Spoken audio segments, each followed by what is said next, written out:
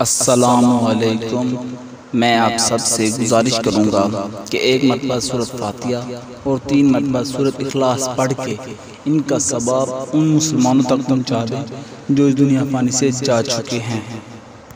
امام علی علیہ السلام کی خدمت میں ایک شخص آیا اور دستے ادب کو جوڑ کے عرض کرنے لگا، یا علی، شادی کے لیے سب سے بہترین عورت کون سی ہے؟ بس یہ کہنا تھا تو امام علی علیہ السلام نے فرمایا، اے شخص، یاد رکھنا اس زمین پہ صرف 2 قسم کی عورتیں رہتی ہیں، ایک وہ اپنی اداؤں کو خوبصورت بناتی ہے، دوسری وہ جو اپنے کردار کو خوبصورت بناتی ہے۔ جو عورت اپنی اداؤں کو خوبصورت بنائے وہ تمہیں پسند آئے گی، لیکن جو عورت اپنے کردار کو خوبصورت بنائے وہ تمہاری اولاد کو پسند آئے گی۔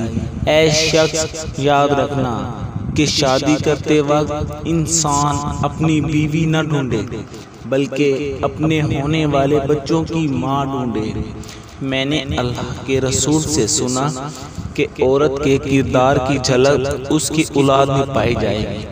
تم آج اپنے لیے جو بیوی چنو گے تو یہ یاد رکھنا اسی کا کردار اپنی اولاد میں پاؤ گے۔